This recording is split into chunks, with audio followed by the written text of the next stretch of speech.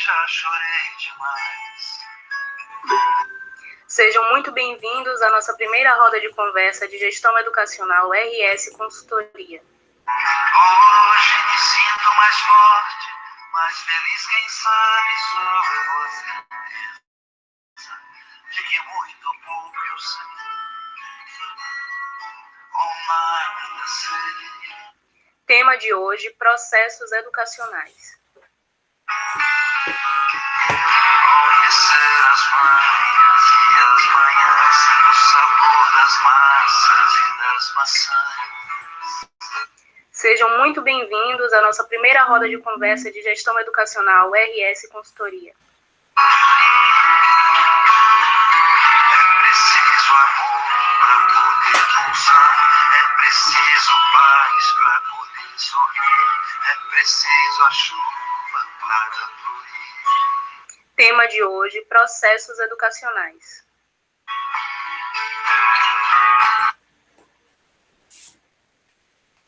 Boa noite, estamos aqui para a nossa primeira roda de conversa de gestão educacional.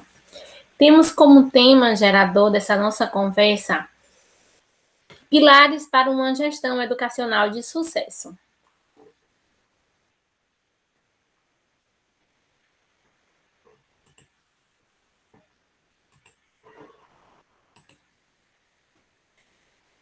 O que um profissional da área de gestão educacional deve saber sobre órgãos competentes? Quais devo procurar? Em qual momento devo procurar a Secretaria Municipal de Educação, o Conselho Municipal de Educação, o Núcleo Territorial de Educação, Coordenação de Legalização e Orientação das Unidades Escolares, o CLO, Secretaria Estadual de Educação e Conselho Estadual de Educação. Em qual momento devo me dirigir a cada um desses órgãos? Se você é gestor da rede privada, ao abrir uma instituição apenas de educação infantil, o órgão que você deve procurar é a Secretaria Municipal de Educação, seguida do Conselho Municipal de Educação. Se você pretende abrir uma escola que vai ofertar mais de que a etapa da educação infantil, ou seja, também o ensino fundamental, anos finais e iniciais ou ensino médio, você deve procurar o Núcleo Territorial de Educação, onde você vai estar dando entrada no seu processo de autorização escolar. Quando eu estou em processos de renovação, quais órgãos devo estar procurando? Novamente, só educação infantil, Conselho Municipal de Educação, Secretaria Municipal de Educação. Mais de uma etapa da educação, temos aí, então, que procurar. Ok?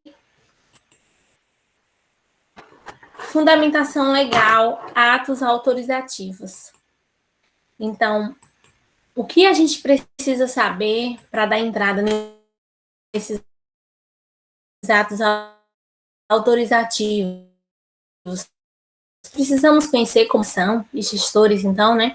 A Lei de Diretrizes e Bases, a Lei 9.394/96, a Resolução do Conselho Estadual de Educação, a 26/2016, a nível de Bahia, todo o território baiano, sobre a anteriormente em vigor, a 37/2001, que era a resolução que normatizava o ensino em todo o território baiano antes da 26. E no caso das escolas que ofertam cursos profissionalizantes, a resolução que dá respaldo legal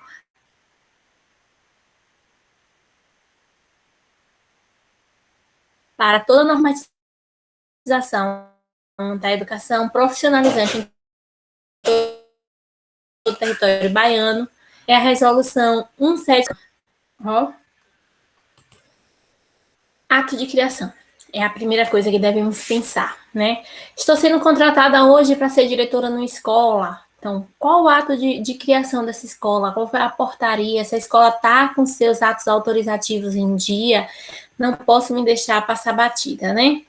O credenciamento. O que é o credenciamento? O credenciamento é o ato único onde toda a documentação da escola, no sentido burocrático, no sentido da idoneidade dos donos, da condição financeira em manter a instituição, da condição de estrutura física do prédio para atender a demanda. Então, esse documento ele é feito uma única vez, né? Então, ele tem um funcionamento para a vida longa da escola, né? É diferente dos outros atos que nós vamos estar analisando. A autorização de funcionamento é o primeiro ato autorizativo de uma escola, né? Hoje, depois da resolução 26, não há mais autorização sem credenciamento. Então, ao abrir a escola, a documentação necessária, pertinente para que a escola funcione dentro dos trâmites legais, é a documentação para o processo de credenciamento, que foi o que eu acabei de explicar, e a documentação para o processo de autorização de funcionamento. Né?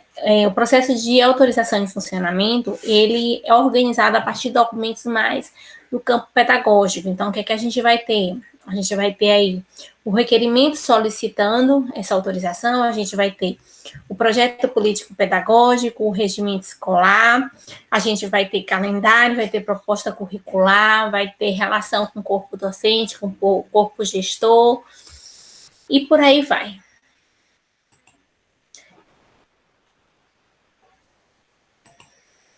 Renovação de autorização de funcionamento, né? Então, é o período em que você precisa voltar para organizar, né? Recarregar a bateria documental da sua escola para que ela funcione legalmente falando, né? Então, antes da resolução 26, a resolução 37/2001, que foi citada no comecinho, um dos primeiros slides, as escolas, após 12 anos de existência, elas eram credenciadas automaticamente. Né? Elas passavam pela vistoria e elas eram credenciadas. E aquele credenciamento, ele valia também como um ato de autorização. Então, a escola recebia uma autorização permanente, o credenciamento permanente, que não precisa estar renovando, de atos de renovação, né? De atos autorizativos de renovação. Então, após a resolução 37, né, que está em vigor, por enquanto, que é a resolução 26/2016, essa resolução, ela traz o ato autorizativo e o ato de credenciamento como dois processos independentes. A escola, a cada período de tempo, ela tem que estar sendo renovada no sentido da autorização. Então, o que é que acontece? De acordo com a resolução 26, nos períodos de a cada 2, 4 ou 6 anos, né, vai depender do prazo que o INTE, ou seja, o Núcleo Territorial de Educação, vai estar dando dentro daquela portaria. Aquela portaria, ela vale quanto tempo? 2 anos? Então, depois de 2 anos, vai ter que refazer esse documento, repensar o projeto, repensar o regimento, né? Aí vem uma ata que aprova esse projeto, uma ata que aprova o regimento. Então, vamos lá. O descredenciamento, esse é o que a gente não quer fazer, né? Ninguém que abre uma escola quer descredenciar, mas é importante saber que ele existe, né? E o ato de descredenciamento é o ato de devolução de todo o acervo da escola durante toda a história da escola ao NTE, ao núcleo da SEC, né? Ao Núcleo Territorial de Educação. Então, esse processo de descredenciamento ele é composto por alguns documentos, como uma justificativa, né? Como relação do acervo, constando um cronograma que indica desde quando a escola começou a se organizar para esse ato de descredenciamento, e ele também está referenciado na resolução 26. Né? Antes de pensar num descredenciamento, a gente pode estar pensando em algumas alternativas, como não descredenciar a minha escola, mas é importante saber que a gente, caso resolva de fato fechar a escola, a gente não vai apenas fechar as portas, né? A gente precisa cumprir com esses trâmites legais para não prejudicar a vida escolar dos alunos. Caso eles venham a precisar de algum tipo de documento, eles vão ter que recorrer ao Núcleo Territorial de Educação. Então, nós temos processos isolados como mudança de endereço. Vai mudar de endereço? Então, a gente vai ter que fazer o processo de mudança de sede, né? Vai ter que fazer alteração no CNPJ e, em seguida, dar entradas junto ao Conselho Estadual, no caso do ensino médio, e junto ao INTE, o Núcleo Territorial de Educação, no caso do ensino fundamental e simultaneamente a educação infantil. Mudança de denominação, né? Vai mudar de nome, não é só chegar e mudar o nome, há um processo, né? Que ele é organizado e dado entrada também no órgão competente. Mudança de entidade mantenedora. De repente eu quero vender minha escola, ou eu fiz uma sociedade, ou eu quero mudar o CNPJ daquela escola. Então, eu vou dar entrada num processo de quê? Num processo de entidade, de mudança de entidade mantenedora. E aí a gente vem para alguns processos que eles fazem parte do nosso cotidiano e que às vezes a gente pensa que é, né, um processo simples, que é algo simples, que a gente já está tão acostumado a fazer, mas que precisa de alguns cuidados. Então, assim, para o ato da matrícula, o que é que a gente deve fazer? O que é que a gente deve pensar? Quanto tempo antes a gente deve se organizar para receber, né, os nossos alunos? Então, a matrícula é um processo pelo qual se efetiva o vínculo do aluno com a instituição, e isso é bem grande, né? Então, é importante que a pessoa da secretaria da escola, ela faça uma análise criteriosa dos documentos apresentados no ato da matrícula, a análise dos currículos dos alunos transferidos sujeitos à realização de adaptações de currículo, né? Às vezes a criança chega faltando nota no histórico, vem de um outro estado, e aí a gente precisa fazer a adequação curricular. Levantamento de toda a documentação pendente daquela criança, de repente a criança chegou faltando algum documento, né? O próprio histórico escolar, se apenas uma declaração, a certidão de nascimento. Então, fazer todo esse levantamento para depois, né, a escola não ficar com o seu material de matrícula desorganizado. A pasta do aluno preenchida com a documentação exigível à organização do arquivo escolar, né? Porque todo documento escolar, ele se transforma em arquivo, que a gente vai estar vendo aqui na frente, os tipos de arquivo. Então, a gente tem aqui, da contratação da equipe, né? O que é que a gente deve fazer antes e durante, para que a gente não venha passar por alguns transtornos. Então, o que é importante no ato da contratação da equipe? Que fique entendível qual é o objeto de contratação. O que é que está sendo contratado? A disponibilidade dos profissionais. Qual é a disponibilidade do profissional que você está contratando? Né? Esse profissional está disposto a aprender, a participar de movimentos de discussão, de reflexão, de análise da prática. Como é que é esse profissional? Qual é a disponibilidade dele? Clareza no ato da contratação. Que fique importante, né? Que é importante que fique claro para ambas as partes o que é que está sendo contratado, qual é esse objeto, que tudo fique claro, para que não venha trazer transtornos no futuro. Então, a escrituração escolar. O que é a escrituração escolar? Né? Muitos de nós tivemos agora no final de 2020 que produzir um relatório chamado de relatório final, que valida o regime especial autorizado pelo Conselho Estadual de Educação. E lá havia um termo de escrituração escolar. Muitas pessoas contrataram a consultoria para fazer apenas esse termo, né? Mas, assim, um termo simples, basta a gente entender o que é de verdade aquele termo que ele está falando, né? Ele estava só dizendo que agora, aquele relatório, ele ia fazer parte da escrituração escolar. Ele, juntamente com tudo que vira arquivo dentro da escola, ia fazer parte da escrituração escolar. Então, a escrituração escolar conta a história da escola e do aluno, que permanecerá através do tempo, dando autenticidade legal, tanto à instituição quanto à vida escolar do aluno. Então, é a parte que é crucial entendermos como é que ela se dá, né? Documentos de gestão. Então, o que são os documentos de gestão escolar? Né? O que é documento de gestão escolar?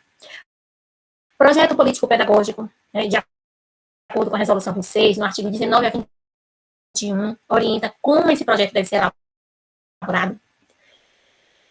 Regimento escolar, que também dentro da 26 especifica quais são os itens, né, que criteriosamente devemos organizar dentro de um regimento. Então, do artigo 15 ao 21, a resolução 26/2016 traz claramente como devemos organizar o nosso regimento.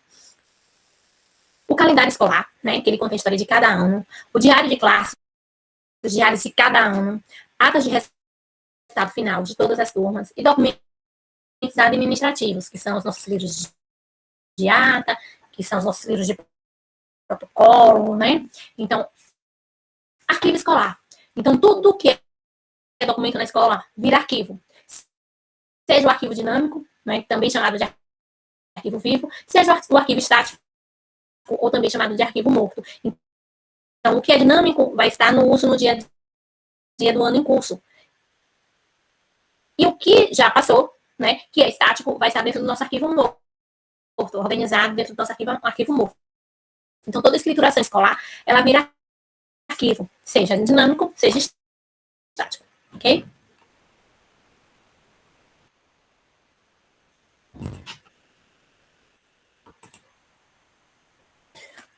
O conhecimento acerca dos processos burocráticos educacionais é uma das metas para a conquista de um modelo organizacional de excelência. Por quê? A carência de conhecimento acerca dos processos burocráticos deixa-nos à mercê de pessoas, sistemas e organizações. Né? Então, assim, não que a consultoria ela se oponha a fazer, a realizar qualquer tipo de documento, mas há documentos que, feitos pelo próprio gestor, né, ele vai ter mais autenticidade. Por quê? Porque ele foi construído por quem conhece a instituição, ok? Então, aqui a gente tem algumas contribuições das pessoas que participaram de cursos conosco, né? Para finalizarmos o primeiro momento, na nossa primeira roda de conversa com o tema processos educacionais, vamos concluir ouvindo Te Ofereço Paz. Até mais para a nossa segunda etapa da nossa roda de conversa de gestão educacional.